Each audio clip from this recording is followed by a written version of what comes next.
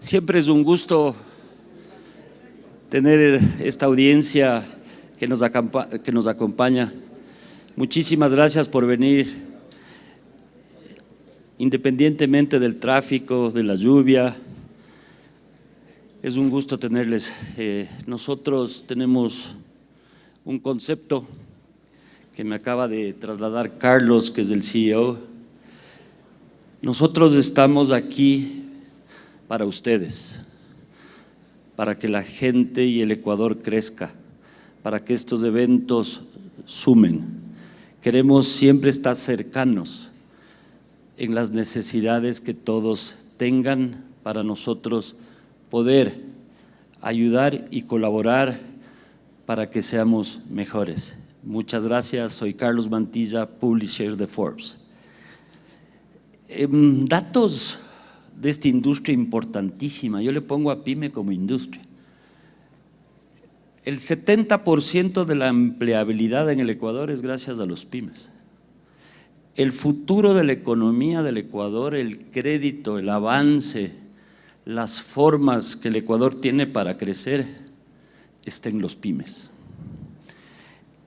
Alrededor del 25% del PIB del Ecuador está en esa parte de la pirámide. Tenemos que regresar a ver al PYME con mucha más acción, no con visión, con acción. Hay que formalizar más, hay que ayudarles, hay que hacerles crecer. Y en ese sentido la banca tiene un rol importantísimo.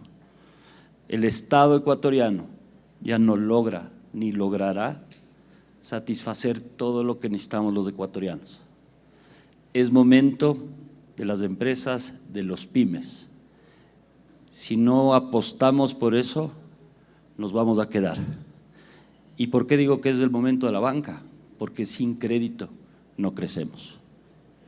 Y el sistema financiero tiene que brindar ese espacio para que las pymes sigan creciendo, maduren y sean un soporte importantísimo del país.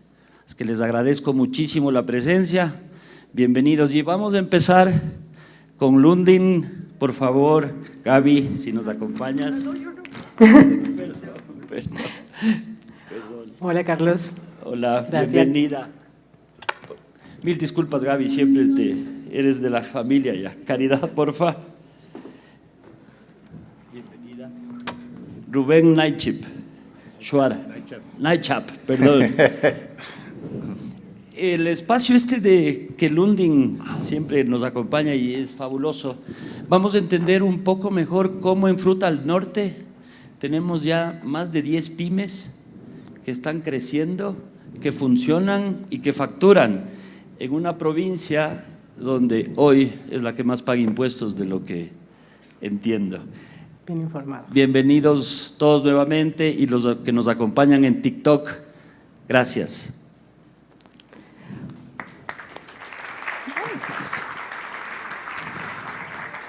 Bueno, antes de empezar, primero tengo que reconocer que Cari tienes un excelente gusto en la ropa. Sí, definitivamente. No, si nos hubiésemos coordinado no hubiese salido tan bien. Bueno, muchas gracias. Buenas tardes con todos. Gracias a Forbes Ecuador por este espacio.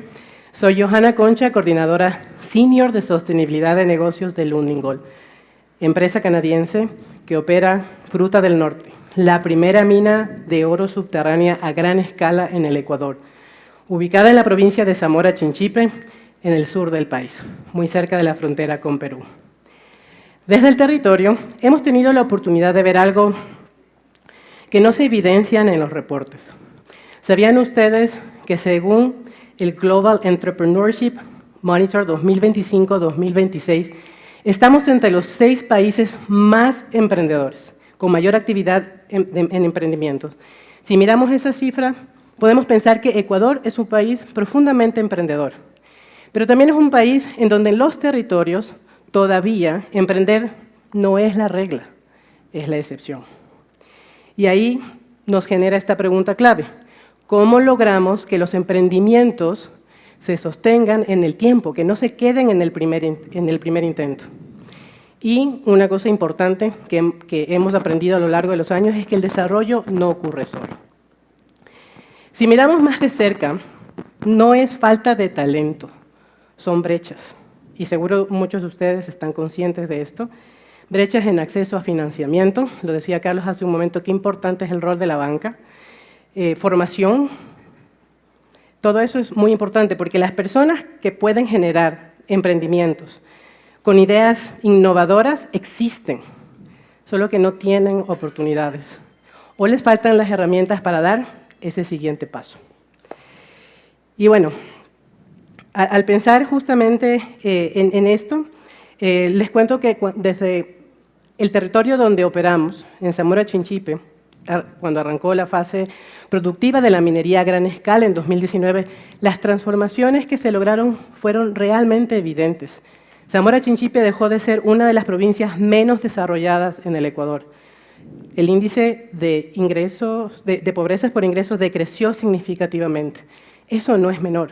Eso pasa cuando las brechas se empiezan a cerrar, cambian las vidas.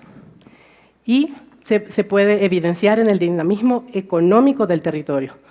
Hoy Zamora Chinchipe es la cuarta provincia que más tributa en el Ecuador, pese a tener 100.000 habitantes. Y es importante poner esto en contexto porque estamos hablando que está detrás de provincias como Pichincha, Azuay y Guayas, la que más tributa en el Ecuador.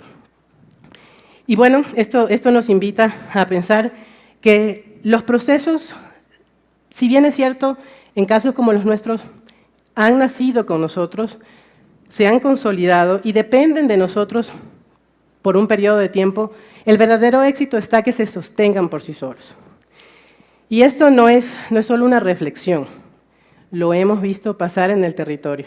Cuando las condiciones adecuadas se generan, el territorio responde. Y a mí me gusta mucho cuando voy a los encuentros, que voy muy a menudo a visitar la mina, a conversar con nuestros emprendedores, cómo los agradecidos que ellos están por estas oportunidades. Pero yo siempre les digo, nosotros somos los agradecidos, porque ustedes han tomado esas condiciones, esas oportunidades y se han apropiado de ellas para cumplir sus sueños. Y bueno, una historia que refleja eso es Xuarnún, pero no voy a hacer ningún spoiler, Rubén, porque usted es el protagonista de esta historia. Lundin Gold, somos una operación minera, sabemos hacer minería y trabajamos bajo altos estándares internacionales y nacionales, siempre alineados con 3 principios fundamentales: trabajo con seguridad, cuidado del ambiente y respeto. Pero reconocemos que nuestro rol va mucho más allá de tener una operación exitosa, mucho más allá de cumplir la guía de producción, del oro, no. Son cifras importantes, pero lo nuestro es la sostenibilidad. Es más que un concepto, es como trabajamos día a día y es transversal a toda la compañía. Nuestra estrategia de sostenibilidad 2026-2030 se enfoca en transformar vidas. Y la transformación de vidas no ocurre a raíz de oportunidades momentáneas, son oportunidades que se pueden sostener en el tiempo. Y bueno, nuevamente, el desarrollo no ocurre solo, no lo podemos hacer solo, somos mineros y somos buenos mineros, pero también estamos muy conscientes de que debemos generar impactos positivos y para ello lo hacemos junto a aliados estratégicos, aliados que comparten la misma visión, esa visión de pensar más allá de la operación. Y uno de nuestros aliados más importantes es la Fundación Lundin, que ha tomado esa visión, la ha llevado al territorio y la ha convertido en acción. Pero bueno, es mejor que María Caridad Pastor, gerente país de Fundación Lundin, lo cuente. Bueno, muy buenas tardes con todos. Primero que nada, muchísimas gracias a los Carlos por invitarme. Me siento en casa. Y bueno, como les estaba comentando, yo soy Caridad Pastor, soy la Country Manager de la Fundación Lundin aquí en Ecuador. Y un poco el objetivo de comentarles hoy día es presentarles cómo ha sido un proceso desde la empresa Ancla, la fundación, su aliado estratégico más importante, y uno de nuestros líderes con quienes trabajamos muy de la mano y que es, como lo decía Joa, uno de los protagonistas, Rubén, quien lidera uno de los principales emprendimientos que nosotros apoyamos, que es Xuarnún. Ahora, ¿qué es la fundación? Nuestro rol como fundación es conectar a actores y transformar en articulación con resultados concretos para la comunidad. Nosotros trabajamos con diferentes stakeholders, pero nuestro principal objetivo es ser ese puente entre el sector privado, el sector, las ONGs, el sector público y evidentemente la comunidad. Ahora, ¿qué significa acompañar y cómo acompañamos nosotros en todo este proceso y cómo se traduce esta articulación en capacidades? Nosotros brindamos un acompañamiento integral, 360 como le llamamos nosotros. Nos enfocamos desde la raíz en entender cuáles son las brechas principales que tiene la organización, el emprendimiento, y comenzamos sobre eso a capacitar. Lo que buscamos es no solo venir y generar una especie de capital semilla y simplemente dar una donación, porque nosotros no somos ese tipo de fundación. Nuestro objetivo es marcar un plan de 5 años con cada uno de los emprendimientos o cada una de las empresas a las que nosotros apoyamos, en donde brindamos capacidades técnicas, brindamos apoyo en su gobernanza y evidentemente les permitimos a ellos escalar. Ese es el gran objetivo de la fundación y cómo nosotros acompañamos y gestionamos. Ahora, ¿cómo llevas a un emprendimiento en una comunidad como los encuentros a que se conviertan en pymes que facturan más de $1 millón anuales? Pues ese ha sido el objetivo de nosotros y lo hemos alcanzado. Hasta la fecha, el portafolio de la Fundación tiene más de 15 proyectos. De esos 10 son emprendimientos que hoy por hoy podemos decir que ya no son considerados emprendimientos, son pymes. Pymes que, como les acabo de decir, están facturando en su gran mayoría entre 500,000 y $1 millón al año. Ahora, aquí les presento algunos de los proyectos que para mí son muy cercanos al corazón. De estos tenemos muchos, pero creo que estos son proyectos líderes que nosotros manejamos. Uno de esos es Osbra. Es una empresa que empezó hace alrededor de 5 años. Son 3 mujeres jóvenes, menos de 27 años, ¿no es cierto? Cuando empezaron tenían alrededor de 22 años, no tenían todo el conocimiento técnico. Sin embargo, con el soporte de la Fundación y con el soporte de Lundin-Gold, nosotros hemos venido acompañándoles en todo este proceso. Ellas se dedican a hacer uniformes y hoy por hoy ya no solo le brindan el servicio a su empresa ancla, que es Lundin-Gold, sino que realmente están llegando hacia toda la provincia, inclusive escalando de manera regional. Osbra factura más de 1.5 millones al año. Acefrum es una de las empresas que se encarga y se dedica a hacer servicio de limpieza y desinfección. Igual, en este proceso fue distinto, porque aquí teníamos que entender realmente cómo podíamos generarle valor a la comunidad. Entonces, nosotros como fundación, como les decía, desde un inicio, tratamos de entender el contexto, tratamos de entender qué se necesita, cómo podemos generar valor.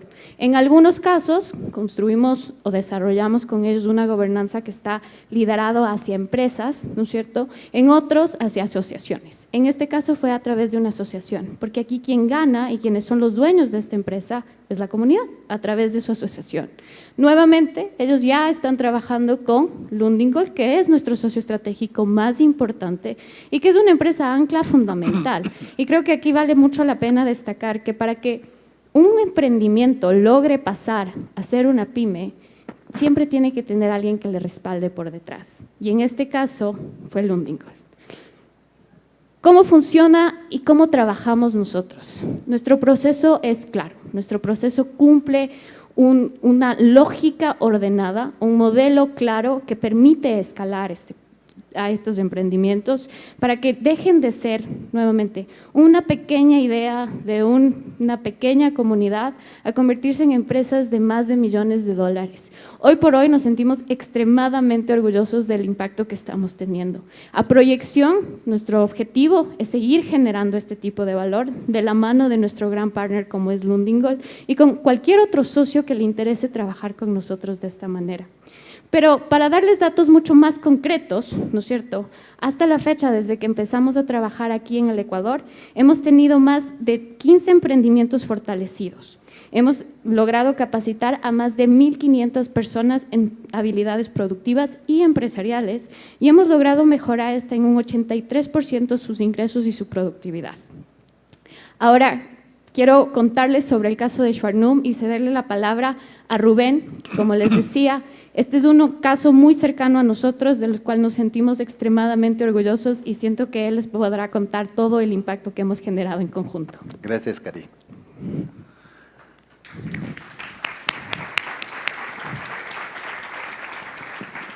Buenas tardes con todos. Mi nombre es Rubén Naichap. Antes fui presidente de la Federación Shuar de Zamora Chinchipe. Actualmente ocupo el cargo de gerente general de Shuarnum. Pero ustedes se preguntarán, ¿qué es Shuarnum? Shuarnum es una empresa. Pero yo le digo, Shuarnum es un espacio donde representa la esencia del ser humano,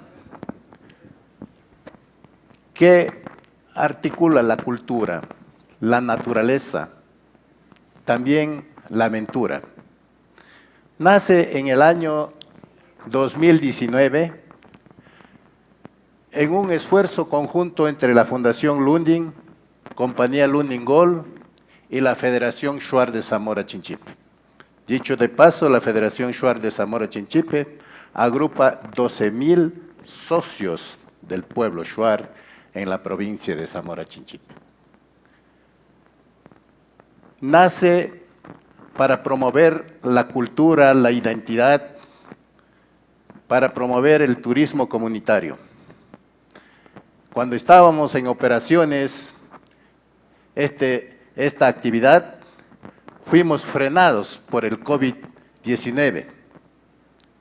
Nuestras operaciones quedaron paralizadas.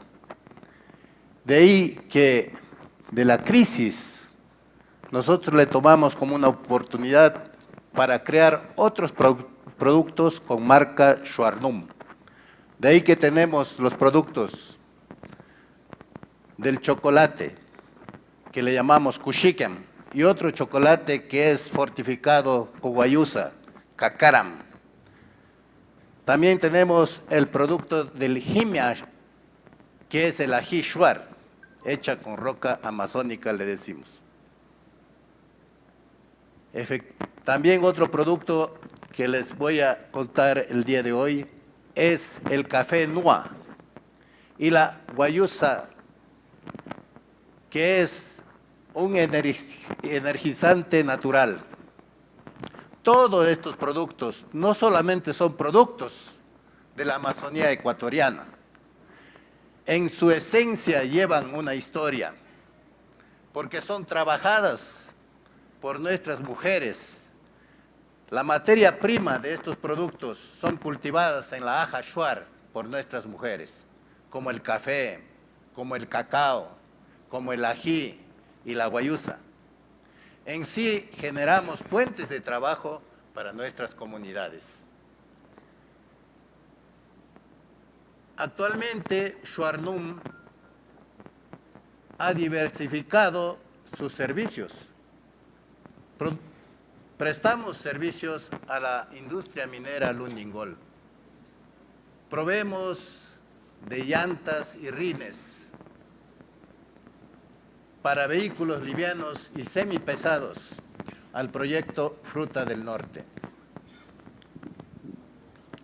Gracias. Con estos ingresos que obtenemos, queremos ser más sostenibles. Estamos generando fuentes de trabajo para los jóvenes de las comunidades Shuar. Con los productos con marca Shuarnum y los servicios a la industria minera, indudablemente generamos un ingreso económico que nos permite fortalecer nuestra identidad, financiar nuestros programas productivos en las comunidades.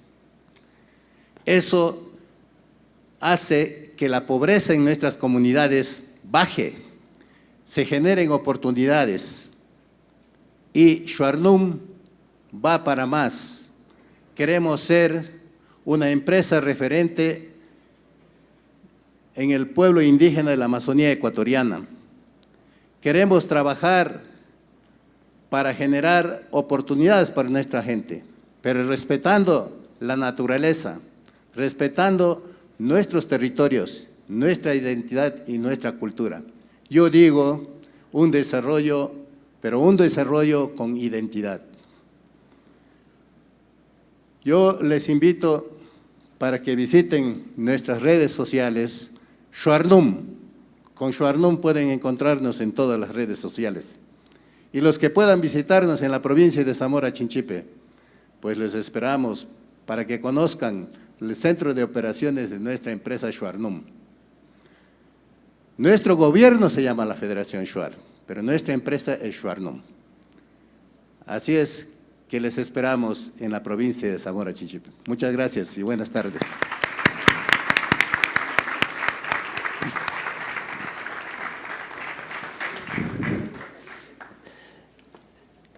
Es un honor tener esta experiencia, muchas gracias. Un detalle pequeño, ¿cuánto están facturando? Estamos facturando unos 300,000 porque tenemos 3 emprendimientos, turismo, emprendimientos de productos y ahora prestamos servicio con llantas y rines. Estamos creciendo. Les felicito y les felicito a ustedes, por favor. Y está generando empleo para la comunidad shuar. ¿Cuánto empleo están generando? Bueno, en los programas y proyectos nosotros tenemos en este momento con un cultivo de 100 hectáreas de cacao, donde trabajan miembros de las familias. Y en Shuarnum operamos 12 personas que son trabajadores directos de Shuarnum, con trabajos temporales, con personas contratadas aquí en la ciudad de Quito, abriendo puntos de venta de nuestros productos con marca Shuarnum, que son los chocolates y todos los productos que yo les indiqué. Muchas gracias, muchas gracias. Les agradezco enormemente, solo quiero entregarles un pequeño recuerdo, por favor. Joana, para ti. Muchísimas gracias. Por favor, para ti. Rubén. Rubén, les agradezco muchísimo la experiencia. Muchas gracias. Es importante que visitemos todos de ese lado del Ecuador. Así es. Estaba escuchando por ahí atrás que la banca está inquieta y quiere ir a verles. Ah, muy bien. Pues les esperamos. les esperamos, seguro. Muchas gracias, Muchas bienvenidos. gracias. Ustedes son, por favor. Ustedes, yo.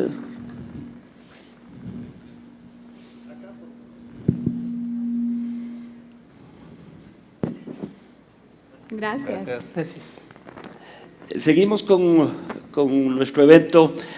En este momento vamos a tener un panel muy dedicado a la estructura de crédito y a los cómo y a los porqués y solucionar un tema de pymes. Luego tenemos una experiencia importante también para los pymes con una prestadora de medicina prepagada y luego terminaremos también con un foro que nos va a aclarar un poco de dudas sobre a dónde debemos ir. Damos la bienvenida a Sebastián Cárdenas, vicepresidente del Banco Internacional. Bienvenido, Sebastián. Es un gusto tenerte. De igual manera, encantado. Por favor, donde gustes. Damos la bienvenida a Gustavo Jacome, vicepresidente del Banco del Austro. Bienvenido, Gustavo. Es tu casa, por favor, donde gustes. Damos la bienvenida a Juan Esteban Gijón, vicepresidente PYME de Produbanco. Nuevamente. Hola, Carlos. Bienvenido, muchas gracias, por favor, donde gusten. Y damos la bienvenida a Francisco Vergara, quien tuvimos el gusto de conversar el día viernes largamente y creo que tú tienes una cantidad de soluciones y inquietudes para que los pymes crezcan. Bueno, bienvenidos, muchas gracias a todos. Creo que es importante hacer un recorrido antes de algunas preguntas específicas, que nos cuenten cómo están los datos, qué está pasando en el mundo, en el Ecuador, con el tema PYME, dónde está el crédito, cifras que podamos tener del BID, Banco Mundial o CEPAL, tal vez tengan algo que nosotros no tenemos dentro de nuestra búsqueda. Juan Esteban, ¿qué dato tienes por ahí que nos puedas compartir? Muchas gracias, Carlos, por la invitación. Encantado de estar en este espacio con Forbes, con tremendo grupo de colegas panelistas. Me alegra mucho que estemos generando estas conversaciones que son relevantes alrededor de un segmento de tan alto valor y de tan alto impacto como es el segmento PYME. Así que quiero pensar que este espacio también es un homenaje a los grandes empresarios, dueños, fundadores, propietarios de pequeñas y medianas empresas. Algo de datos nos compartiste, Carlos, respecto del Ecuador. Hemos estado bien cerca conversando en foros con el Banco Mundial, nos hemos sentado en una mesa global de justamente cómo abordamos los retos, las problemáticas de las pymes y definitivamente vemos que la oportunidad es grande, ¿no? Tú nos mencionabas, más del 90% también a nivel global de las empresas son pymes, ¿no? O MIPYMES, ¿no? MSMI como les llaman. Entonces eso nos da a entender que es un grupo objetivo a nivel mundial con mucho peso. El 70% del empleo en algunos países, hasta el 70%, países emergentes, países en economías en desarrollo, viene por este lado de las pymes y también un impacto bien relevante en lo que es el empleo. Entonces, aterrizando esos números, podemos entender que sin duda las pymes son un grupo de mucha oportunidad, de fuerte impacto en el empleo y de empuje al desarrollo y la prosperidad económica. Por otro lado, el Banco Mundial también nos da una cifra que nos pone a pensar y nos pone a trabajar. El Banco Mundial habla de un financing gap, de una brecha de financiamiento a nivel global de las MIPYMES de casi 6 trillones de dólares. Y justamente no es un déficit que se da por falta de capital o disponibilidad de fondos. Hagan cálculos de la cantidad de ceros que hay en un trillón. Pensemos que es 5.7 trillones de dólares, ¿no? Es un número global enorme, muy material. Y justamente este número se da no por, como decía, falta de capital o de disponibilidad de fondos, sino en buena parte por el entendimiento de las pymes. Entender a los pymes es un trabajo, y ya lo vamos a profundizar más adelante, es un trabajo complejo, es un trabajo que requiere analizar mucha data, mucha estadística, pero sin embargo cuando le vas encontrando las formas te das cuenta de cómo vamos destrabando este gran número que nos da el Banco Mundial, que sin duda es un llamado a la acción, a preguntarnos ¿y qué estamos haciendo nosotros al respecto? Pero por otro lado también es esa oportunidad de empezar a trabajar en pro del desarrollo económico, en nuestro caso del Ecuador, ¿no?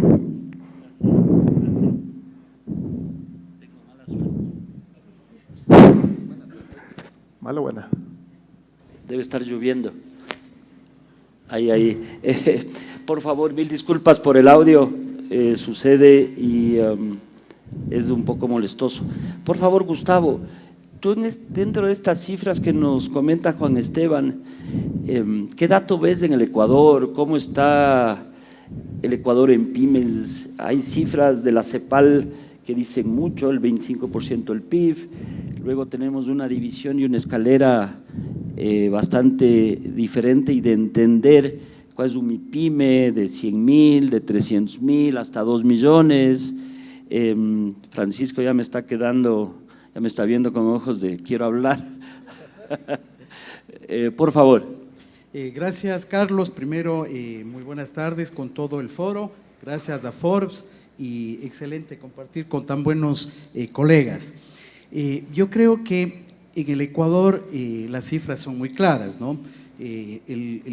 La misma unidad de control que es el SRI habla de que hay alrededor de 1 millón de unidades productivas en el Ecuador y cuando segmentamos y fraccionamos ese tejido empresarial en función de la microempresa, del PYME y PYME de mayor tamaño o mediana empresa como le conocemos, hablamos que tenemos más del 90% de empresas que llegan a tener la participación en el mundo productivo. Y quizás el mayor reto y el mayor problema es que las muy pequeñas, que son las micro, conforman la mayor parte. Ahí el mayor reto es no solo crecer, sino cómo evolucionan a ser parte de esa pequeña y mediana empresa en el Ecuador. Las cifras, sin lugar a duda, ya desde el sistema financiero son también importantes. Yo creo que la pandemia también nos marcó un cambio en la vista del crédito hacia el sector productivo. Hoy por hoy muchas instituciones del sistema financiero ya en su participación de su cartera de crédito empiezan a tener un importante componente del crédito productivo. Hoy digamos que una media en números a nivel macro del sistema financiero, podríamos decir que casi el 50% de los portafolios está ya orientado al segmento productivo. Pero cuando aterrizamos un poco más esa cifra, de ese 50% del sector productivo, las pymes hoy representa casi el 23%. Si bien son importantes en el PIB, pero son muy importantes también en el volumen de crédito. Hablemos que no menos de 4.000 millones están en un portafolio de crédito de pymes en el Ecuador, y eso no deja de ser importante e interesante para el sistema financiero como una vista de sostenibilidad del modelo económico del Ecuador. Yo creo que ahí es donde está el gran reto que tenemos desde la banca, el lograr entender mucho mejor el segmento menos formal de la economía y sobre todo adecuar quizás muchos de nuestros modelos a un modelo mucho más especializado y que entienda mejor esta franja tan importante en el segmento productivo. Gracias, Gustavo. Sebastián, tu comentario, tu criterio. Afuera decíamos que la tasa está en el 10% y para las empresas está en el 11 y pico, 12. O sea, la tasa inclusive está más baja para este crédito. Cuéntanos un poco. Y más que nada, hablando de un segmento tan importante de la economía, ¿no? Yo creo que hoy en día para la banca hacer o financiar al segmento PYME es hacer país, ¿sí?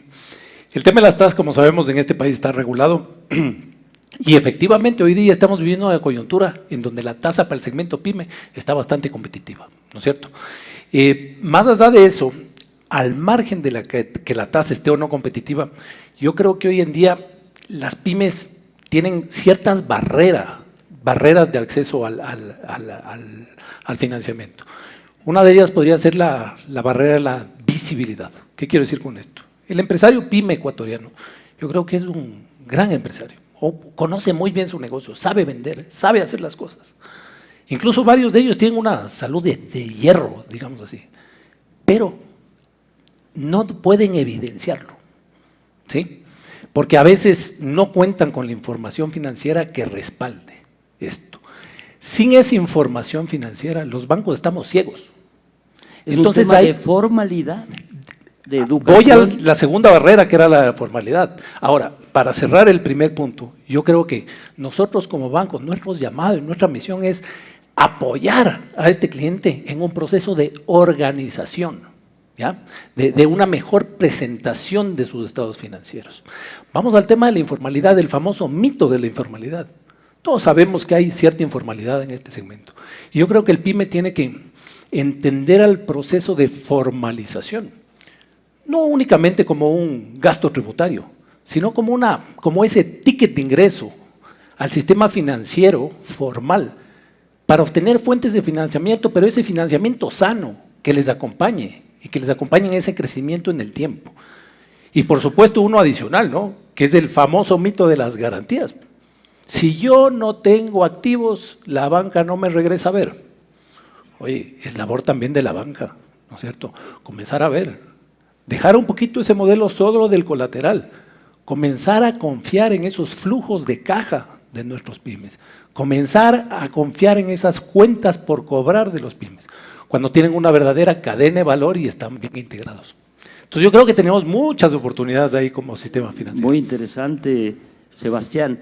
Antes de dar el paso a mi amigo Francisco, que el día viernes tuvimos una conversación larga para entender mejor qué le proponemos a la banca, la verdad, tengo que reconocer algo importante como Forbes, el tenerle a los bancos más importantes en este diálogo, sin celo, como gente que hace país, para nosotros es muy grato y debo agradecer esa voluntad a cada uno de ustedes y a sus representados. Muchas gracias. Gracias. Por favor, Francisco, cuéntanos un poco las inquietudes que tienes ahí en la CAPEIPI, qué podemos compartir con la banca para que tu gremio crezca mucho. Muchas gracias, Carlos, y realmente emocionado de estar aquí con tan buen auditorio. Gracias porque Forbes esté viendo a este segmento que es pymes y que justamente pueda visibilizarse aún más en el sistema financiero. Si hay algo que se puede decir cuando se apoyan a las pymes, a nivel mundial son el 90% del sector productivo, como bien se lo ha dicho. Pero aquí, en el Ecuador, en el momento que estamos hablando de un país dolarizado, las pymes son las que garantizan la dolarización. ¿Por qué? Porque por su naturaleza, las pymes no son importadoras. Por su naturaleza, las pymes no exportan. La realidad, solo el 3% de pymes exportan. ¿Qué estoy tratando de decir? Son las que cumplen y satisfacen las necesidades de todo el auditorio. Son las que dan vestimenta al 90% de los ecuatorianos, alimento, calzado, muebles, pero dan un producto estrella, que no solo es del empleo, es del trabajo. Porque en las pymes, cuando eres gerente cargador, haces absolutamente todo, desde la administración hasta a veces embalar las cajas y cargar al camión. ¿Qué significa eso? Que nosotros, las pymes, los dólares, que compañías tan serias como Lundin, cuando traen dólares, nosotros nos encargamos de que se queden aquí en el Ecuador y que esos dólares circulen 5 veces en el mercado ecuatoriano. Cuando le pagas a tu empleado, cuando compras la materia prima. ¿Esos dólares están completamente bancarizados? Por supuesto, porque son los de la importación, los que vienen a través del Banco Central, a través de divisas. Y solo estamos hablando, cuando hablamos de pymes, que es un segmento, igual no es el más grande, porque estamos hablando de que son los que generamos el 80% del empleo pleno. Pero ten en cuenta que siendo convencido de las pymes, todavía nos falta conquistar a ese subempleo, a ese desempleo, que son 6 de cada 10 ecuatorianos. Y es mucho más fácil que lo incorpores como empleado a alguien, a una pyme, que a una gran empresa. Entonces, realmente son los que garantizan la sostenibilidad de la dolarización. Por eso es tan importante lo que están comentando, se vuelve la pyme sistémica para la sostenibilidad del sector financiero. Y en eso, cuando sostienen la dolarización y apoyan al desarrollo de las pymes, y por eso estoy muy contento de que nos escuchen. Es un concepto realmente importante el decir y afirmar que las pymes sostienen la dolarización. No lo veía tan importante el concepto tan grande, pero puedo compartir un dato con ustedes. Forbes Data hizo una encuesta entre nosotros y pueden ustedes creer que la mayor institucionalidad que tiene el Ecuador es el dólar. Es un dato muy relevante que acompaña lo que tú dices, acompaña. Gustavo, te vi inquieto oyendo a Francisco. ¿Qué puedes compartir con nosotros de lo que Francisco dice? Mira, creo que nos llena de emoción saber que hoy podemos compartir una visión que nos une. Yo creo que de alguna forma lo que bien menciona Francisco, es importante entender desde el sistema financiero, el poder revolucionar de un mundo más reactivo que ha tenido la banca en el mundo de las pymes, hacia un mundo mucho más consultivo. Es decir, yo creo que la diferencia radica para lograr esa potencia en el apoyo y en el entendimiento al segmento pyme, en el estar mucho más cerca.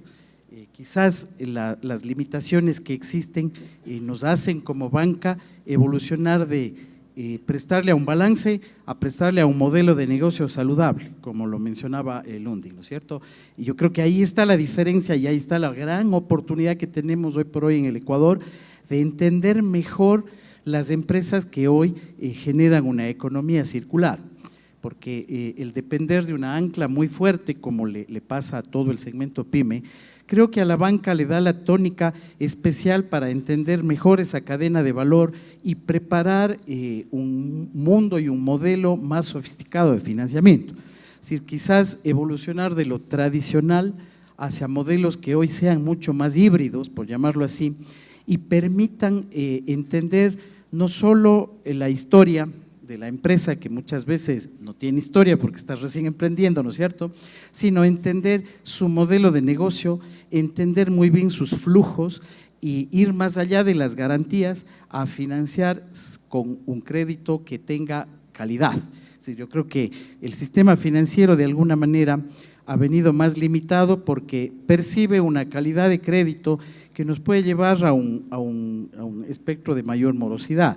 Entonces, el integrar dentro de nuestros modelos de evaluación más sofisticada, posiblemente actores dentro de la evaluación de riesgos que nos permitan compartir ese riesgo, nos lleva a tener mucho más apetito por aquellas pymes que, siendo más pequeñas, necesitan definitivamente un apoyo diferente, que haga que el modelo tenga una sostenibilidad a largo plazo. Estamos adquiriendo compromisos públicos ahora de ver cómo logramos suavizar mejor. Que nos digan la tasa, que nos digan la tasa. Exacto. Francisco, yo empecé con el 10. Pero claro, esto que comentan abiertamente nos da una esperanza de que el crédito ya no va a estar tan matemático perfecto a la garantía acompañada de un flujo natural. Hoy vemos que ustedes están apostando a la familia, a ese flujo. Sebastián, ¿las pymes que tú has visto son familiares? Varias de ellas son familiares. Bueno, hay todo tipo de pyme. Hay las más formalitas, las menos formales. ¿Qué es menos formal? Las menos formales, bueno, son aquellas que están arrancando, que todavía no tienen esos estados financieros muy claros, que todavía no han sido asesoradas, te podría decir yo. Yo creo que hoy en día, como Ecuador, necesitamos pasar de un país de emprendedores en vías de subsistencia, porque eso es lo que tenemos, a verdaderas pymes que crecen y son sostenibles en el tiempo. Por supuesto, para eso necesitamos un cambio en el entorno también, ¿no?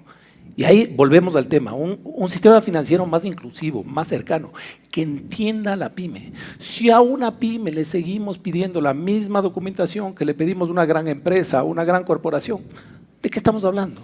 Entonces, ¿quieres decir que es menos regulado, con una regulación correcta, pero sin tanta presión? Es otra parte que tiene que cambiar en el entorno. O sea, podemos después discutir una liberación de tasas que venimos sosteniendo desde el año pasado. Se podría discutir a futuro. Sin embargo, yo también creo que a nivel gobierno, ¿no es cierto?, se tienen que trabajar en estos programas de apoyo, incentivos, créditos flexibles también, por parte también del gobierno. Sin embargo, es nuestro rol como banca desarrollar a este segmento de clientes. Si me permites, Carlos, ahí un mensaje a la conciencia. El tema, sí se necesita asesores financieros o ejecutivos de cuenta especialistas en pymes, porque una cosa es financiar a una pyme que hace productos primarios, productos básicos, y otra cosa es la que tiene valor agregado. Recuerden que cuando nosotros hacemos un producto que tiene valor agregado, tenemos una tasa de TIR entre el 22 y el 35. Es decir, sí les vamos a pagar. No se preocupen, sí les vamos a pagar. ¿Sí? Y tengan fe en el negocio. Entonces, si lo entienden completamente y le damos valor agregado, hay un margen de riqueza mucho más amplio. Y eso nos permite hacernos sostenibles. Solo quería ese llamado. Gracias, a la conciencia. Juan Esteban,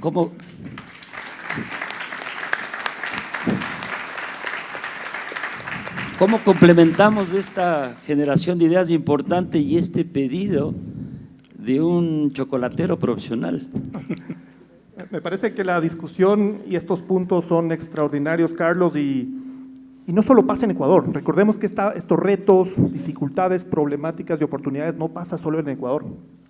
Nosotros hace 2 años decidimos sentarnos en un foro global de pymes, organizado por por Banco Mundial a intercambiar opinión, ideas, perspectivas con bancos, fintechs, reguladores, sector público, neobancos, a entender qué está pasando en el mundo PYME, qué se está haciendo más allá, qué están haciendo nuestros colegas en Asia, en África, en las Américas, en Europa, y la problemática es muy similar y yo lo veo con mucho optimismo realmente.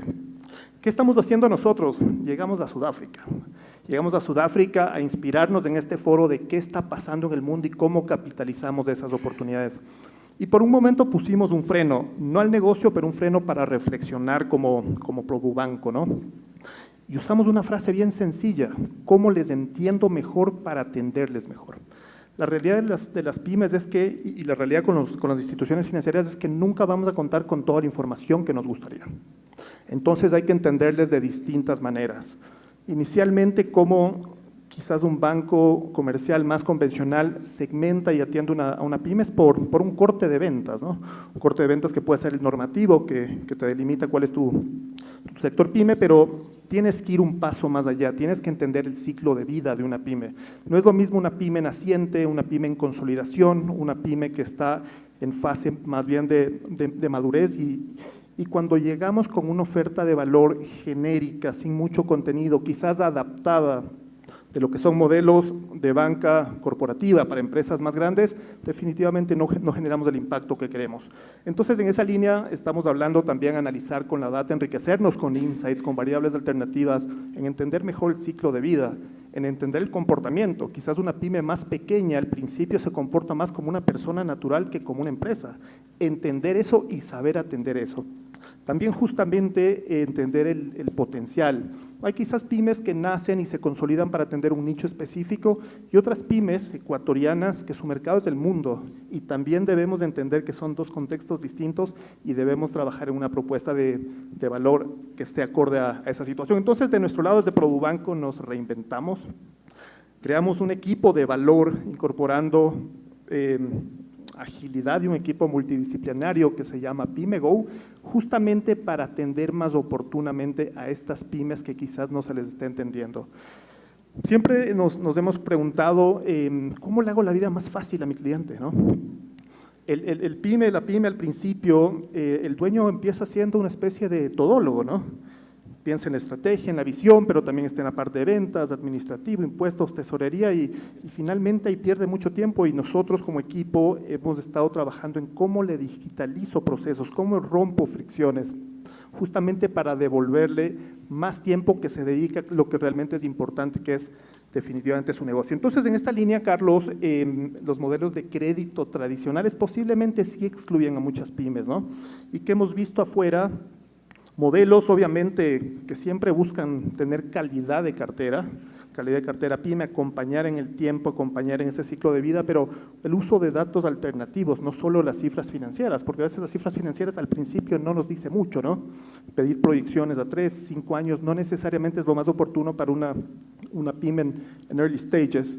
Hay también lo que llaman cash flow lending, ¿no? Como sobre flujos futuros de adquirencia, de cuentas por cobrar, justamente de facturas, puedo también construir una base de financiamiento, o finanzas embebidas, que se está viendo más en Asia, en Europa, justamente cómo creo estos ecosistemas, estos marketplaces para generar comercio entre las pymes. Entonces, definitivamente hay que hacerse la pregunta.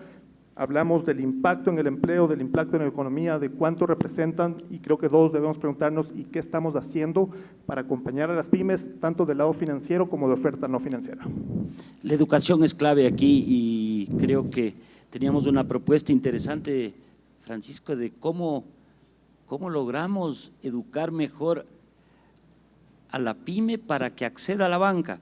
Funciona de esa manera. La universidad es clave, la banca es la que tiene que hacer esa función. Nosotros como medios, ¿qué podemos hacer para que esto funcione? Porque es un espacio al cual estamos viéndole con mucho futuro. Las empresas grandes son grandes y estarán siempre ahí, pero los pymes son, como yo siempre digo, nosotros somos un pyme, como Forbes. Claro. Y es maravilloso entender cómo nos están ayudando, cómo nos entienden. Estas facturas a largos plazos es fabuloso entender cómo le apoyan al PYME, pero es la educación, Francisco. Por supuesto, no hay otra ¿Pero quién? alternativa. La banca educa, No solamente educación financiera, sino hasta en nuestra idiosincrasia. Aquí en el Ecuador necesitamos tener una cultura de asociatividad. La asociación en las pymes es mucho más importante que en cualquier otro segmento. Se necesita hacer volúmenes, todos queremos exportar. Y me imagino que la asociación no es política. Tienen que ser asociaciones productivas. Tenemos que lograr realmente con la tecnología y con la educación a tener estándares de productos, estándares de fabricación, buenas prácticas de manufactura para poder dar el siguiente paso, para realmente romper la barrera de los 300,000, del millón y podamos hacerlo. Y les dejo como mensaje, piensen en el salinerito. Cuando ya tiene 18 millones de dólares, que lo comentamos, en ventas. Es una historia Forbes, 18 millones. Por favor, ese camino te hace dar el siguiente paso. Ese camino realmente nos da competitividad, nos da volumen y nos da escalabilidad, que normalmente cuando somos pymes no pensamos en escalabilidad. Nos quedamos con nuestra materia prima, nos quedamos limitados en lo que nuestros proveedores nos pueden dar, en nuestro capital.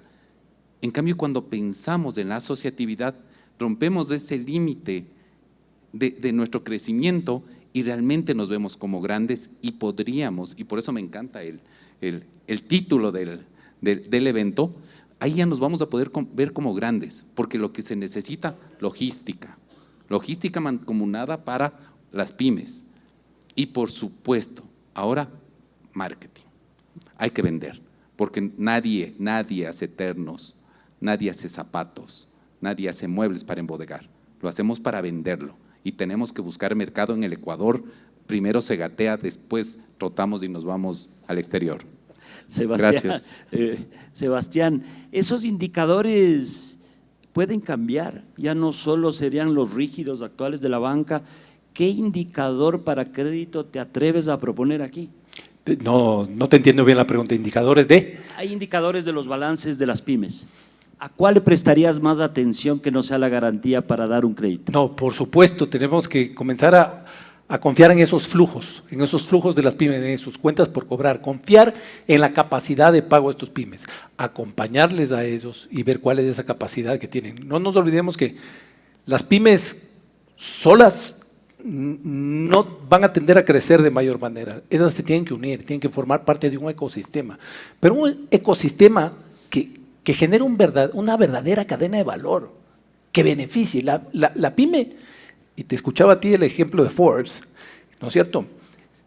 Las pymes se pueden apalancar de la solvencia de sus grandes clientes, por ejemplo, y descontar esas facturas mediante productos que ya existen, que no están. Un factoring está Factoring, confirming, por supuesto, esos son productos que ya estamos ¿No aquí. es muy costoso? No es tan costoso, están alrededor de las tasas de financiamiento de las pymes.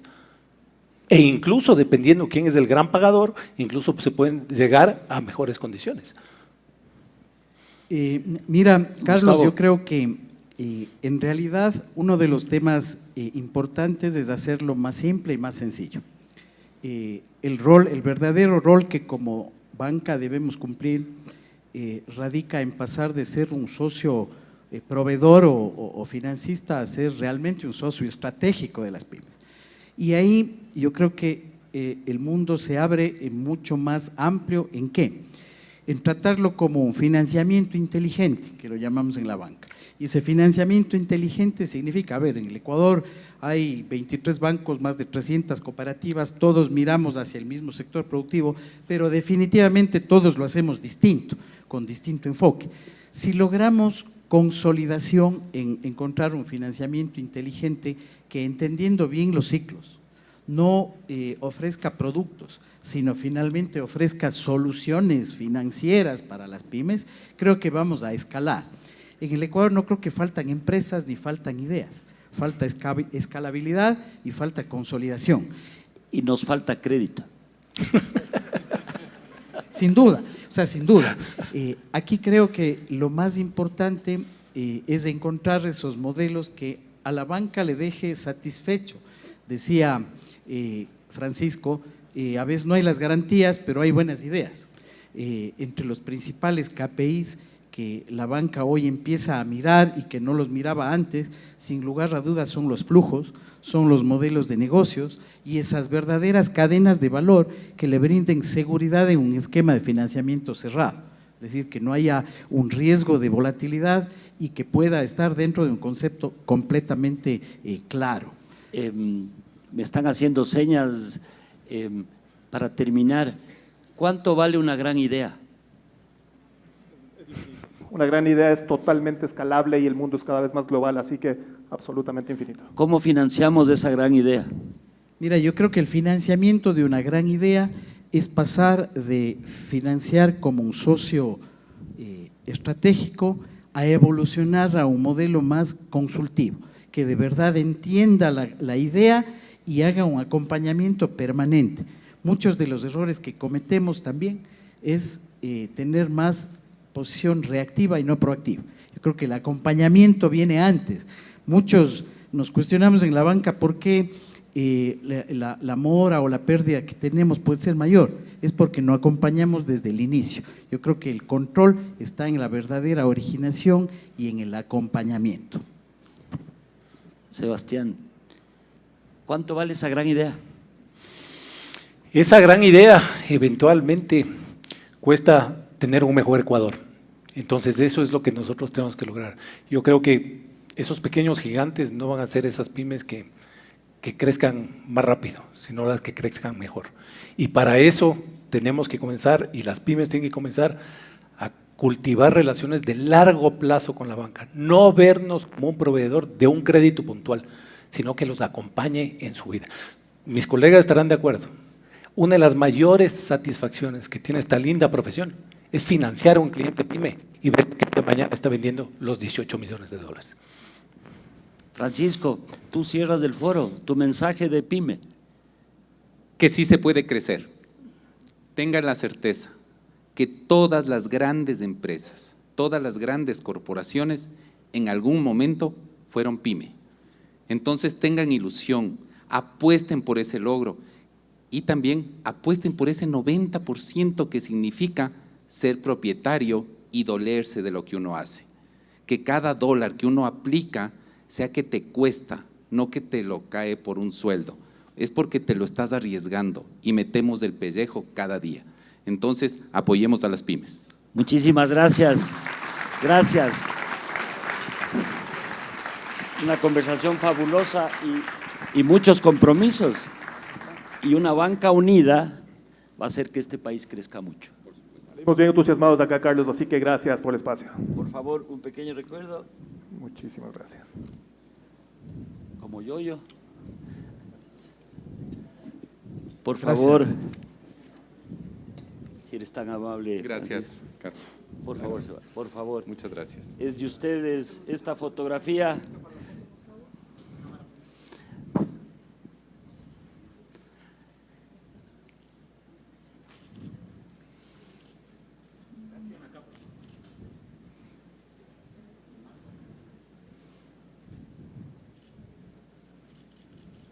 Muchas gracias. Gracias. Damos el paso a María Judith. Carlos.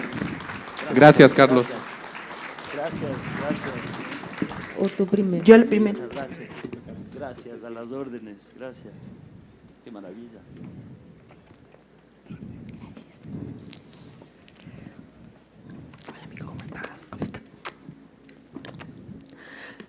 Gracias, Carlos.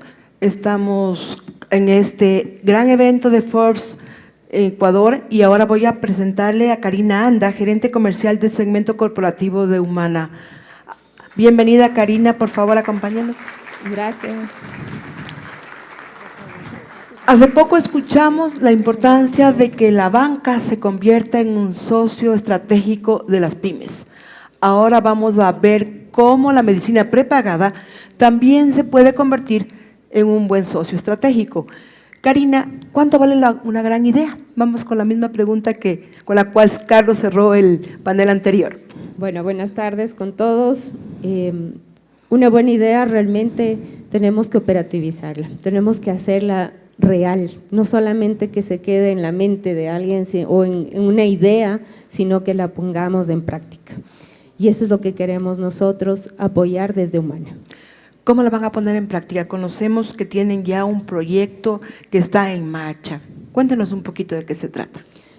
El Humana Business es un producto diseñado para pequeñas y medianas empresas con una cobertura integral, llegando desde la cobertura ambulatoria, hospitalaria, con presencia en consultorios, en hospitales, telemedicina, y médico a domicilio y un sinnúmero de beneficios que podemos ofrecer. La idea realmente del Humana Business es tener un enfoque para llegar a muchas empresas.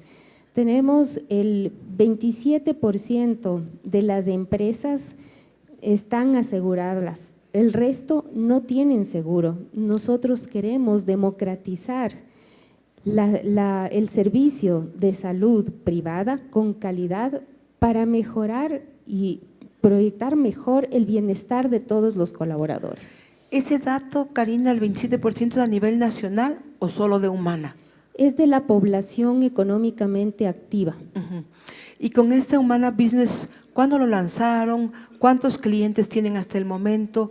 ¿Cuántas empresas pymes se han afiliado o han conversado ya con ustedes? Bueno, el Humana Business nació en el mes de noviembre aproximadamente y nosotros vimos un segmento con un potencial sumamente alto. En el 2024, cerca de 37,000 empresas presentaron su balance en la Superintendencia de Bancos. De estas empresas, cerca de 2.200 a 2.500 tienen empleados entre 25 y 50 titulares, aproximadamente con un universo de 76,000 colaboradores. Ese es el mercado al que nosotros queremos llegar. Al no tener seguro las empresas, nosotros queremos darles de esa posibilidad, de esa solución para que puedan tener grandes beneficios. Por ejemplo, es más exactamente. Importante. Y los valores también, los porque valores, es importante sí. eso. Realmente el seguro lo que aporta en el bienestar de los colaboradores es disminuyendo el ausentismo en las empresas. Esa es la parte más importante, con una accesibilidad a prestadores privados que pueden apoyar en el diagnóstico oportuno de enfermedades, que no se complique una enfermedad por no tener el dinero para poder atenderse. A veces una simple gripe, si no se la atiende, se puede convertir en una bronquitis o una neumonía. Esa es la idea de tener un seguro, de aportar al bienestar de las empresas. Otra cosa importantísima es que solo el hecho de saber que uno tiene un seguro le da tranquilidad. Ya le da tranquilidad mental, porque no tengo que ver cómo financio un valor, una hospitalización, donde hoy por hoy tenemos que estar claros que el Ecuador tiene un 11% de inflación médica, es mucho más allá de lo que tenemos a nivel país. Entonces, el no saber cómo financiar una enfermedad genera estrés, ¿sí? Una herramienta que también es el seguro es para retener talento y también contratar talento de alto nivel. Porque yo creo que a todos nos ha pasado que el momento que estamos entrevistando a alguien nos preguntan, ¿y tienen seguro? Entonces, es algo ahora, una herramienta importantísima dentro de las empresas. ¿Y cómo están llegando justamente a las empresas ustedes para que las empresas contraten estos seguros de medicina prepagada adicionales al IES, que es obligatorio? Nosotros trabajamos con nuestros socios estratégicos, que son los brokers de seguros. Nosotros a través de ellos estamos fomentando nuestro producto como una solución. llegamos realmente a empresas, y esto es un foro también para que conozcan la importancia de tener el seguro. Y nosotros tenemos esa solución, queremos acompañarles en este cambio, en esta búsqueda realmente de bienestar con las empresas. La salud es parte del bienestar de los colaboradores. ¿Y tiene ya indicadores de los primeros meses del producto? ¿En cuántas empresas ya se ha contratado? ¿Cuántos trabajadores? ¿Los planes con los que ustedes manejan? A ver, el Humana Business es un producto que tiene una ventaja espectacular porque es flexible. Sus beneficios, uno puede escoger los beneficios que quiere para adaptarse a las empresas de acuerdo a su necesidad y a su presupuesto. Por ejemplo, cuéntenos un caso como para demostrar cómo funciona una empresa de 50 empleados. A ver, yo puedo escoger una cobertura. Yo quiero que mi empresa, mis colaboradores tengan el mejor servicio, ¿sí? La mejor contrato. Entonces puedo escoger cobertura al 100, al 90, puedo escoger un deducible más bajo o más alto, un copago diferenciado, puedo incluso decidir si quiero maternidad o no en los contratos, porque ahora ya la maternidad ha bajado muchísimo la incidencia dentro de la población en sí. Todo eso hace que la empresa pueda decidir realmente cuál es su enfoque. ¿Quiero ¿Los dar planes el mejor van servicio? desde qué precio a qué precio? ¿O hay un plan 1, plan 2, plan 3, Como nivel 4, nivel 5? Como es un producto súper flexible y yo voy escogiendo qué beneficios quiero, empieza desde $46 y puede llegar hasta $100. $46 mensuales, hasta $100 mensuales. ¿Ya tienen algunas empresas que han contratado este? Sí, ya tenemos. Ya tenemos contratos de Humana Business, normalmente no lo tengo ahorita a la mano la información, pero hemos tenido una gran aceptación, realmente porque han visto que es un producto con gran cobertura, con un servicio ágil, que tiene herramientas digitales que ayudan a obtener el servicio que uno necesita como colaborador de una empresa. Y ayuda también a elevar la productividad del colaborador al sentirse, valga la redundancia, seguro de tener un seguro privado. Sí, por supuesto. La productividad va a aumentar al bajar el ausentismo, al tener esa tranquilidad mental de que estoy afiliado, de poder retenerme, decidir no cambiarme de trabajo porque tengo un gran producto. Todo esto va a aumentar la productividad porque hay estudios internacionales que determinan que entre más alto es el bienestar de una persona, genera un mayor compromiso con la empresa, concentración, es decir, para evitar menos errores, trabajan mejor en equipo. Entonces, por eso es importante la parte de productividad y bienestar que vengan juntos, junto con la salud. Karina, ya para finalizar, porque el tiempo vuela, ¿qué le diría usted a una empresa o a muchas empresas que pueden estar aquí, representantes de empresas que todavía dudan de tener un seguro como el Humana Business para sus colaboradores? ¿Cómo les convencería? Bueno, yo les voy a convencer. El bienestar ya no es un gasto, es una inversión.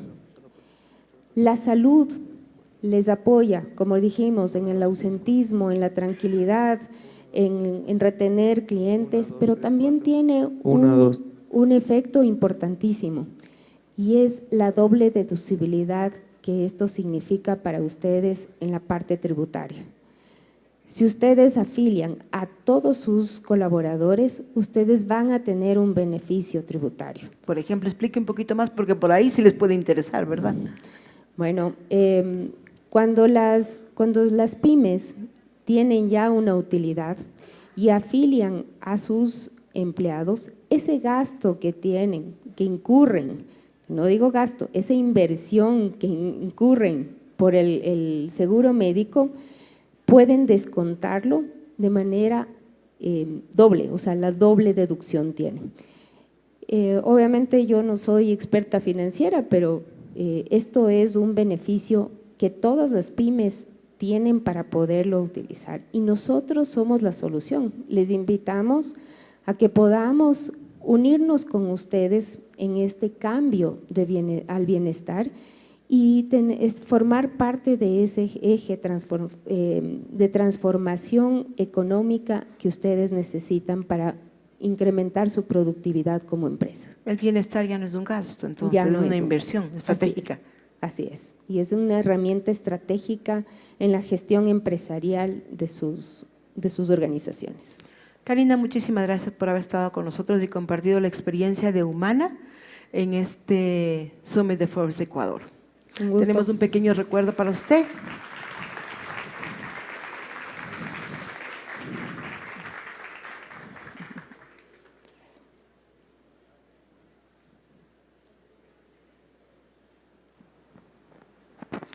Gracias. Continuamos ahora con Pedro Maldonado, editor de Forbes Ecuador, con quien vamos a hablar sobre las pymes, pero en un segundo panel. Tiene nomás, perdón. Buenas tardes con todos, un gusto estar nuevamente aquí con la casa llena, como siempre decimos, con un auditorio de primera y con panelistas también de primera. A continuación vamos a hablar sobre el tema de la tecnología, los pagos digitales y la ruta que siguen las pymes para convertirse en grandes empresas. Tengo el gusto de invitar a Rafael Villavicencio, gerente corporativo Telco de Claro Ecuador. Por favor, Rafael, bienvenido. Toma asiento. Sí, ahí estás, perfecto. Henry Yandón también, presidente ejecutivo de Kubiec, nos acompaña en esta tarde. Bienvenido, Henry. También está con nosotros Pedro Vega, él es el presidente de Productos Olé. Gracias por acompañarnos, Pedro. Y cierra el panel Esteban Hidalgo, gerente de comercialización PYME para Ecuador y Venezuela de Mastercard. Bienvenidos todos, gracias por acompañarnos, por hacer un espacio en sus agendas. Sabemos que los gerentes, como bien decía en el panel anterior, tienen bastantes tareas. Empecemos hablando de tecnología, de todo lo que implica ahora el nuevo mundo en el que nos movemos, la conectividad y la tecnología. Rafael, ¿qué está pasando? ¿Qué aplicaciones brinda Claro? ¿Cómo las están aprovechando las pymes? Bienvenido. Gracias, un gusto estar acá. Bueno, creo que hay una vasta experiencia con la parte corporativa y de grandes empresas. Esto se extrapola directamente al segmento pymes, aprovechando este momento crucial como es la evolución tecnológica y la conectividad como tal. Creo que tenemos un grupo de productos especializado, que va a potenciar definitivamente el mercado pymes, pero esto tiene que ir apalancado definitivamente. Creo que podemos dividirlo en algunas partes. La primera, que es la parte clave, la conectividad. Una empresa que no está y no tiene conectividad definitivamente no va a evolucionar. Si estamos con la parte de conectividad y aparte de eso nos apalancamos en el tema de accesibilidad, que tenga acceso a WhatsApp Business, a un chatbot, que tenga la palanca de seguridad como tal, y adicionalmente una herramienta de cobro como Claro Pay que tenemos nosotros, por ejemplo. Pero si a eso sumo el tema de la Internet de las Cosas, de M2M, creo que armo una estrategia digital adecuada que me va a proyectar a crecer PYME hasta llegar a ser una gran cuenta como todas las pymes arrancaron en principio. Hoy estamos hiperconectados 24/7, en ningún momento la operación puede detenerse. Juega un rol clave ahí la conectividad. Creo que es un momento crucial para el Ecuador porque, si bien es cierto, contamos como Claro con la red más robusta del país, sin embargo, al día de hoy tenemos la implementación ya de 5G. Y eso sí es un diferencial importante que nos va a permitir tanto a las empresas como al país evolucionar rápidamente. Tenemos que aprovechar esto. Gracias, Rafael. Henry y Pedro, ustedes empresarios, desde la industria, desde el consumo masivo, ¿cómo ha marcado la tecnología la evolución cómo ha marcado la tecnología las operaciones de sus empresas? Hace 5, hace 10, hace 20 años, ¿qué tan importante era y cómo dependen ahora de esto? Por favor, Henry. Buenas noches a todas y todos. La tecnología es la culpable de que uno esté sentado allá y más feliz, teniendo tal vez pocos empleados y pocas deudas. Yo manejo una empresa, varias empresas, la una es Kubiek, que factura cerca de 120, a veces 140 millones de dólares, y tenemos más de 700 colaboradores directos. Entonces es una empresa pequeñita, bastante grandecita ahora. Y yo creo que mucho de eso lo logramos gracias a la tecnología, pero porque hay que entender que la tecnología no es ni el fin ni nada, sino es una herramienta para la estrategia. Y yo creo que es lo más importante a los que están manejando pymes, que hay que definir la estrategia, hay que ver qué ventajas queremos buscar, qué desventajas tenemos, y sobre eso implementar la estrategia. Y es lo que nosotros hicimos ante una crisis ecuatoriana cuando hubo la migración de los ecuatorianos a España. En esa época. Finales de los 90. Sí, en la época de Bucaram, me acuerdo clarito yo eso. Y ahí desapareció la mano de obra en el Ecuador. Nosotros hacemos productos para la construcción, y entonces ahí nos tuvimos que inventar tecnología para reemplazar la mano de obra que desapareció del Ecuador. ¿Qué tan fácil fue ese proceso? Bueno, algunas canas y algunas úlceras y un montón de cosas. Muy difícil, pero aquí estamos. Pedro nos comentaba antes de arrancar que él ahora se mueve entre Quito y Cuenca. Pedro es cuencano, vive ya cerca de 40 años en Quito, y sin embargo ahora la tecnología, entendemos, permite este movimiento del CEO de la empresa entre dos ciudades. ¿Cómo se aprovecha esto en Industrias Olé? Bueno, en realidad el tema de la conectividad después de pandemia, tanto desde el aspecto de hábitos y psicológico, digamos, de cada uno de nosotros, y el avance de la conectividad y el software en sí ha sido un avance rápido.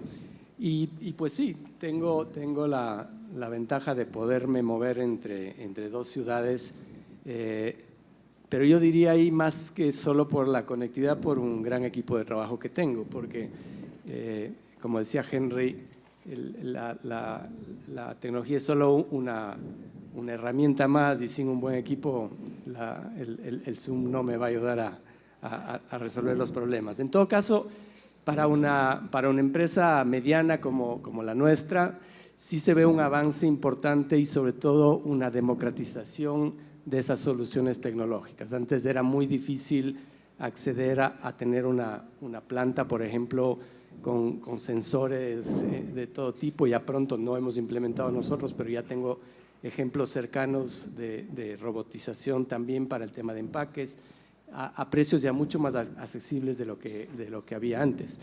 Y con lo que se viene, que ya todos creo que de una forma u otra lo estamos experimentando, que es la inteligencia artificial, creo que conectividad y data son como los precursores clave para luego tener una implementación exitosa en la parte de inteligencia artificial.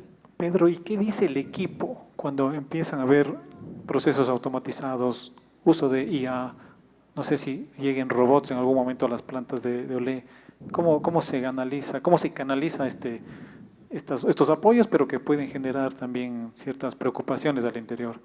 Bueno, nosotros somos tenemos un modelo de negocio que ha definido dos aspectos clave en ese sentido. El primero es que compramos directamente de agricultores pequeños, y pues eso es un proceso muy manual, muy artesanal, porque eso que implica que en la planta tenemos una altísima variedad de productos frescos que llegan directamente a la planta. Entonces, en nuestra planta en cualquier día puede haber muchísimo maracuyá, cebollas, tomates frescos.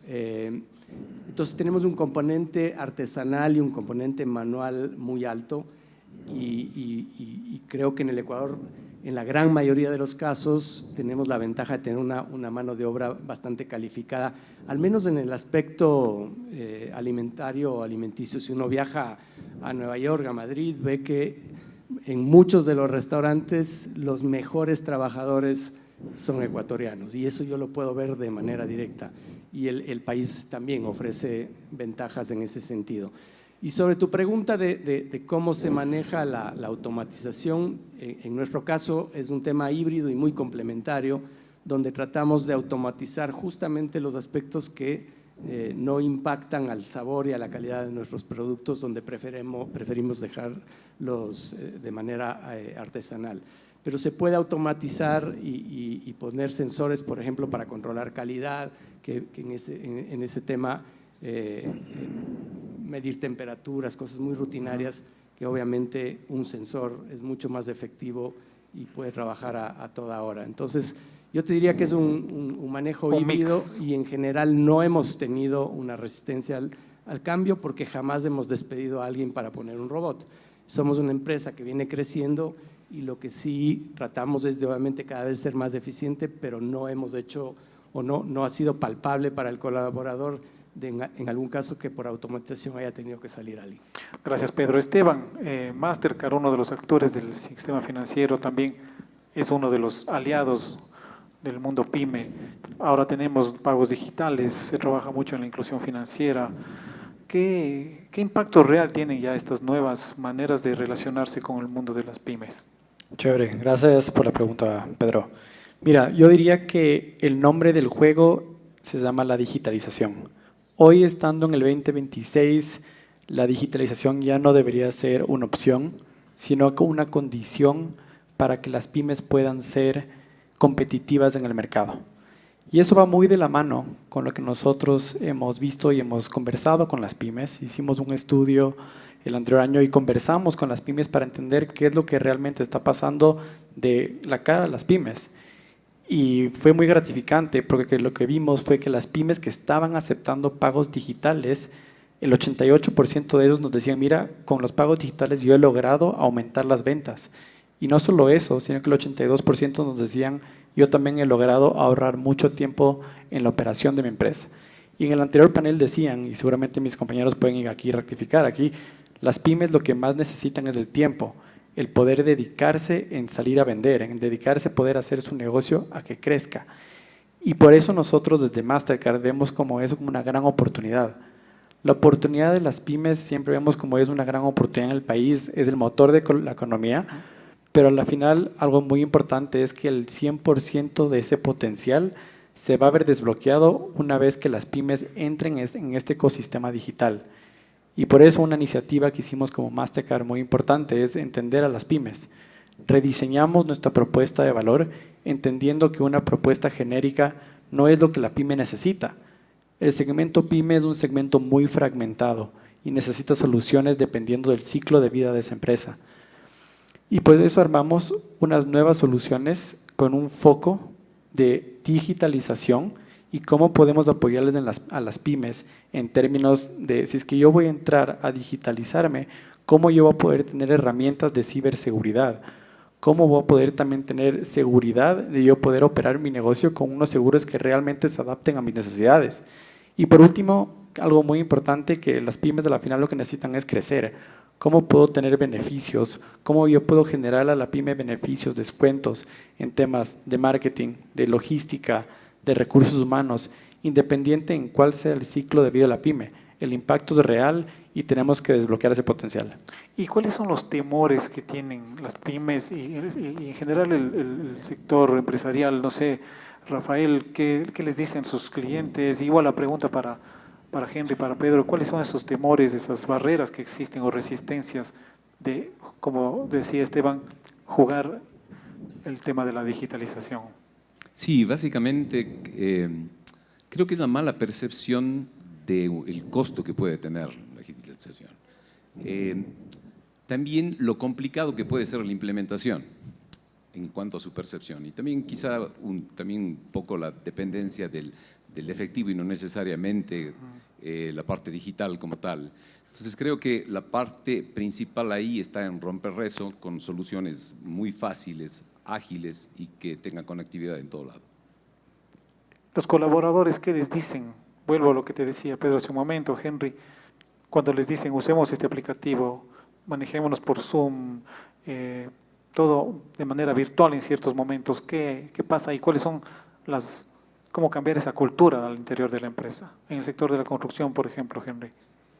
Bueno, ahora ya no hay problema con el uso de las cuestiones digitales porque todo el mundo tiene un teléfono celular, entonces es muy fácil, pero para mí la digitalización no tiene que ser una novelería, porque en algunas empresas es una novelería y comienzan a hacer un montón de contratar aplicaciones, software y un montón de cosas que no sirven para nada, y ahí sí es una pésima inversión.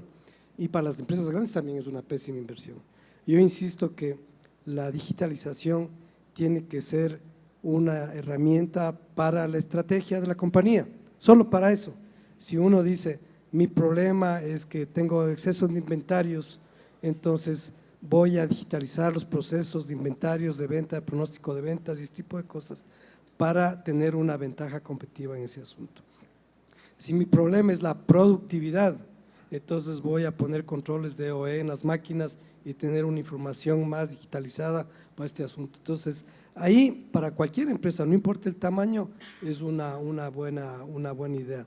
Ahora que los trabajadores, nosotros tenemos trabajadores de todos los niveles, todos los gerentes tienen un nivel 3, 4, pero los trabajadores, algunos son que vinieron con un nivel de bachiller nomás, pero todos son entusiastas con la digitalización y con la tecnología, porque aquí hay que entender el sector industrial. Para nosotros digitalización no es el tema de finanzas, no, el tema es la producción.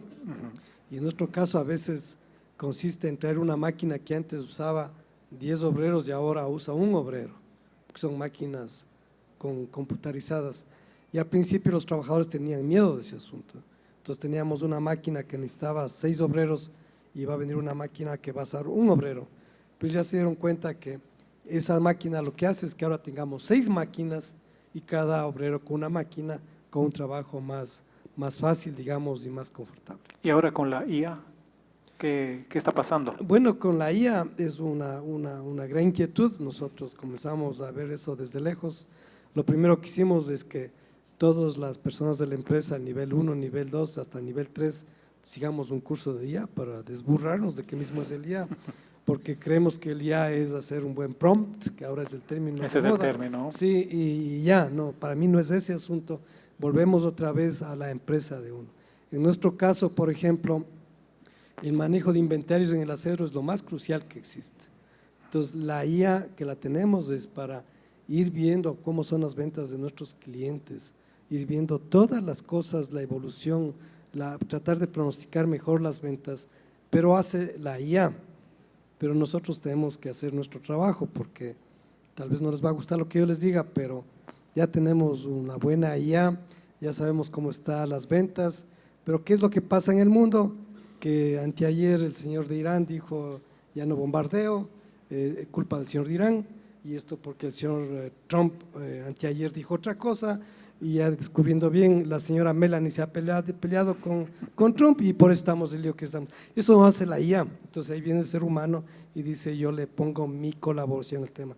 Entonces, para mí, el consejo que les doy a todos ustedes es cuál es la estrategia de su compañía, cuál es su debilidad o cuál quieren que sea su ventaja competitiva, y ahí póngale la digitalización, ahí póngale la IA. Pedro, en los ajís, en los snacks que ustedes preparan, ¿puede entrar la IA? ¿Ya entra la IA? ¿Cómo están viendo esto? Sí, para mí, y tal vez ahí hablándoles de manera muy personal, lo que me ha permitido, sí me he metido más como, nosotros tenemos en Oley, tal vez viene de un gusto mío de experimentar y de aprender experimentando. Y con la IA sí, no puedo decir que soy un experto, creo que todos estamos un poco aprendiendo, pero lo que sí me ha permitido es volver a engancharme desde el rol de gerente en un enfoque de agregar valor. Creo que entre la gerencia, el liderazgo y la administración a veces terminamos perdidos un poco entre la estrategia, pero sobre todo cuál es nuestra ventaja competitiva y dejamos muchas veces que eso recaiga en otros y el gerente no está liderando eso. En mi caso sí me ha permitido, con la gran ventaja que tiene la inteligencia artificial de permitirle a uno con el conocimiento, experiencia, y la estrategia clara de empezar a generar valor en las diferentes etapas de la cadena de valor de cada una de las empresas. Entonces, ¿qué ejemplo nos puedes yo dar? por ejemplo, me involucré directamente, y tal vez a alguno le puede parecer que como el gerente está haciendo eso, pero me involucré directamente a diseñar un pequeño software con Cloud Code para nuestros proveedores pequeños. Vi que los pequeños agricultores todo hacen en papel, tienen notas, ahí reciben pedidos, ahí hacen sus despachos, y me metí con un par de personas del equipo a diseñarles un pequeño ERP para que para ellos sea mucho más fácil esa gestión. Digitalizándoles a estos proveedores. Digitalizándoles, obviamente está todo a través de sus celulares, de una manera muy simple, pero ¿qué me permite eso? Nuevamente, enfocarme en lo que genera valor dentro de nuestro negocio. Entonces, y ese ha sido para mí como un nuevo, volverme a conectar con esa intención de generar valor, que creo que es importante. Porque si uno se fija, obviamente más en empresas de tecnología, pero las grandes empresas de tecnología del momento fueron creadas por expertos que podían codificar, podían ir de la idea a hacerlo realidad. Ahora con el IA, no te digo que sea ni fácil y que vamos a hacerlo igual que ellos, pero sí tenemos la capacidad de generar valor directamente en cosas como la que te comento, hacer un pequeño ERP para un pequeño agricultor. Otra herramienta entonces que se crea en la empresa para seguir creciendo. Desde Mastercard y desde Claro, ¿cómo le miran ustedes a todo este tema ya de la inteligencia artificial? Como en Olé trabajan con sus proveedores, ¿ustedes qué les pueden recomendar a las pymes, a los emprendedores que nos acompañan hoy en el buen uso de las nuevas herramientas como la inteligencia artificial? Claro, yo creo que el tema de la inteligencia artificial es algo que va a seguir evolucionando en el tiempo.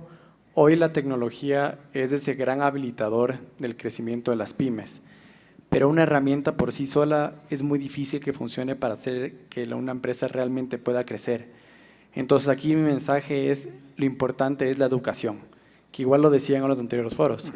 El poder entender cómo esa herramienta puede ser tu catalizador y con eso poder tener un crecimiento sostenible para las empresas. Por eso nosotros dentro de nuestra propuesta de valor no es solamente el dar las herramientas a las pymes, el darles herramientas también de soluciones de inteligencia artificial, porque cada vez va evolucionando y vamos a ver en el futuro que la tecnología se va a volver aún más basada en datos, cómo esos datos pueden apoyar el empuje de las pymes.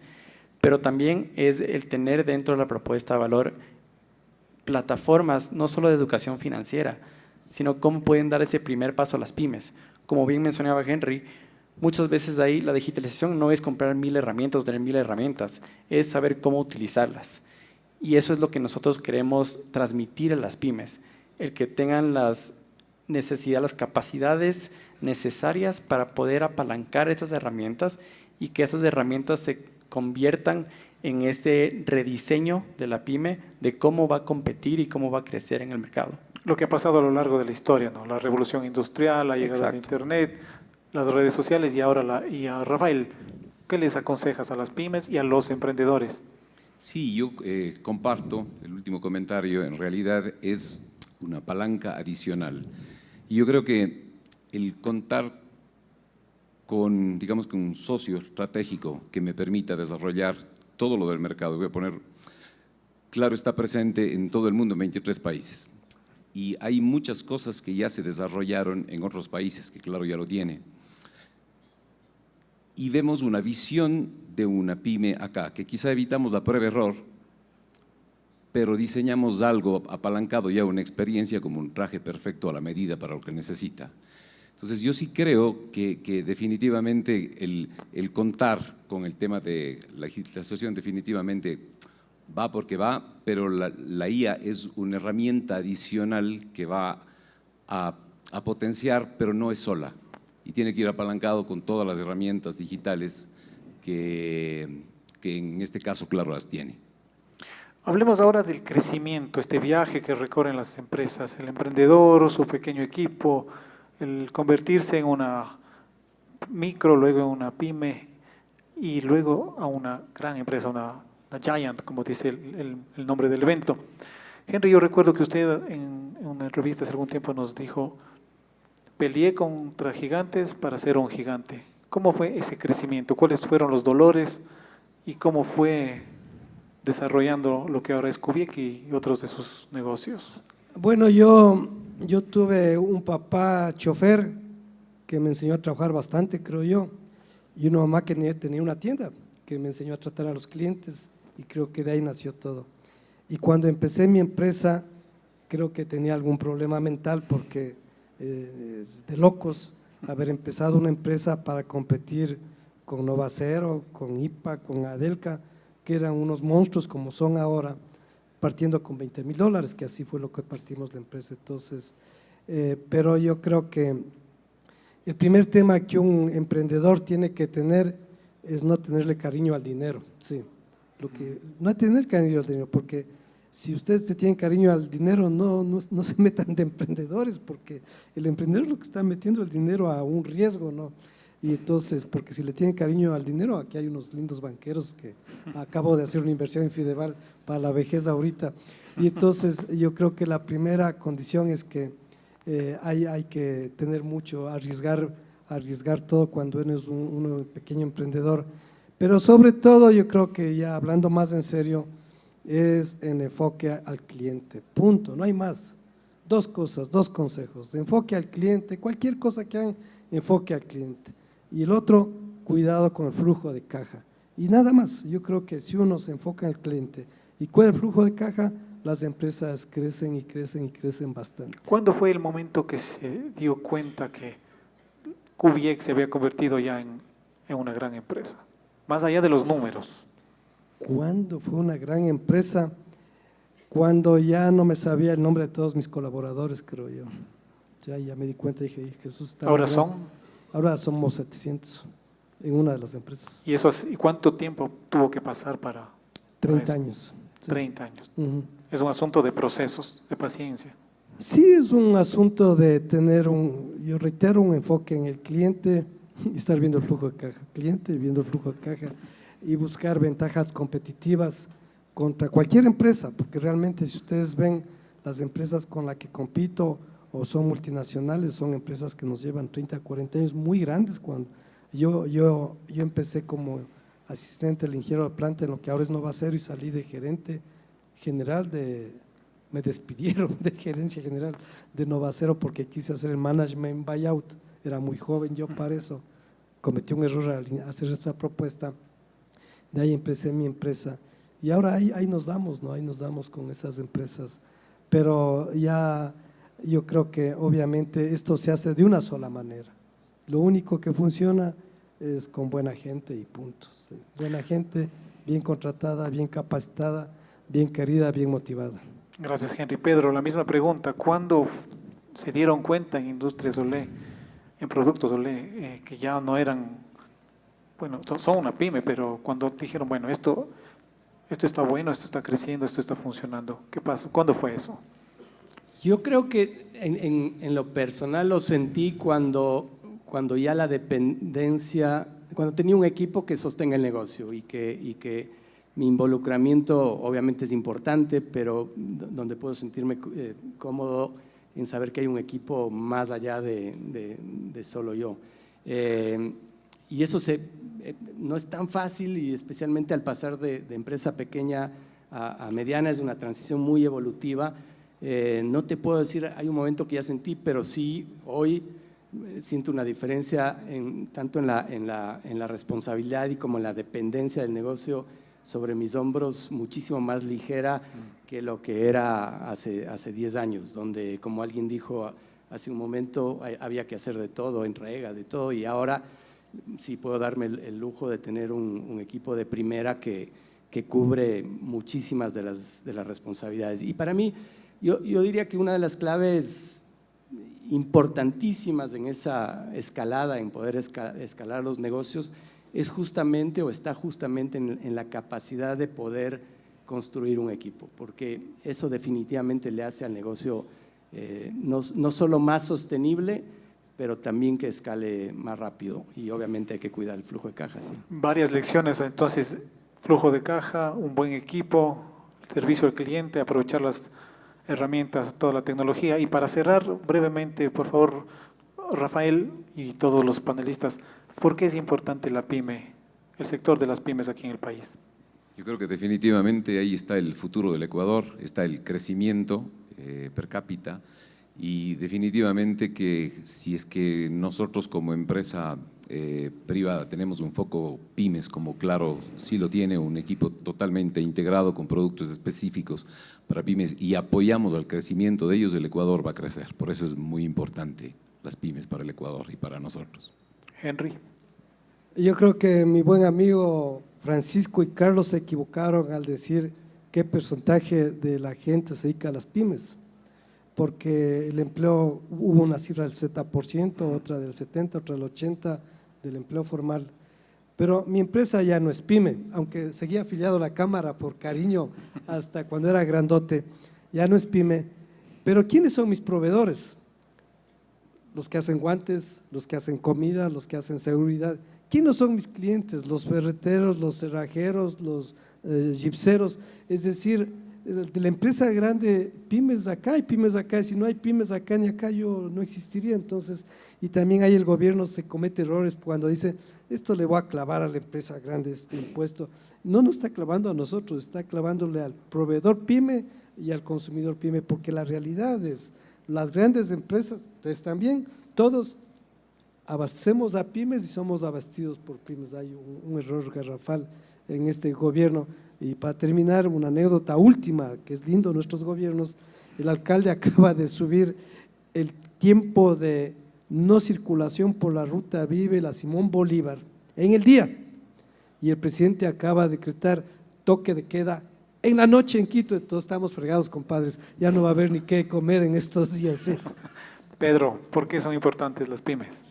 Bueno, lo que dice Henry, todos dependemos, sobre todo en los servicios y el soporte a las empresas, pero también yo añadiría que en esas pymes están las grandes empresas también del futuro. Creo que mucho del futuro del Ecuador está en las pymes. Somos el segmento de mayor crecimiento, de mayores apuestas, que estamos más dispuestos a de cierta forma, transgredir e incursionar en segmentos que tal vez las empresas más grandes ya no se atreven. Y creo que ese tiene un rol importantísimo, la pyme, en innovación, en abastecer a esos nichos que muchas veces terminan luego siendo tendencias que terminan generando empresas mucho más grandes. Entonces, para mí, invertir en la pyme y estar claro de su rol es invertir en el futuro del país y en la economía del futuro.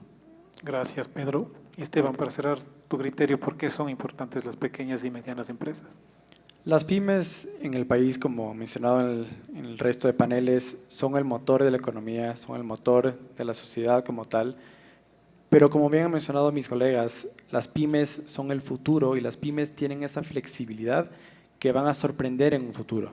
¿Por qué? Porque son las que van a innovar, son las que se van a arriesgar, son las que van a adoptar estas herramientas digitales, los que van a adoptar el dar ese paso adicional, porque al final la pyme lo que tiene que hacer es ser más competitiva en el mercado para poder crecer.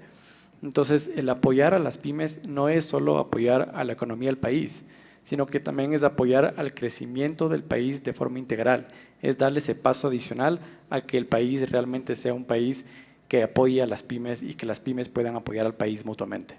Esteban, Pedro, Henry, Rafael, muchísimas gracias por acompañarnos. Gracias a ustedes también por su compañía. Permítanme entregarles un pequeño presente.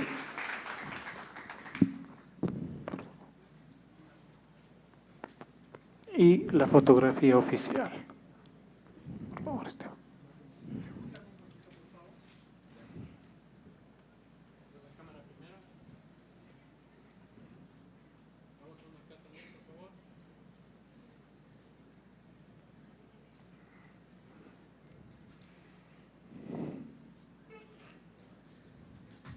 Muchas gracias a todos por acompañarnos, ha sido un gusto tenerlos aquí, les esperamos en nuestros siguientes eventos, gracias a nuestros panelistas. Muy buenas noches.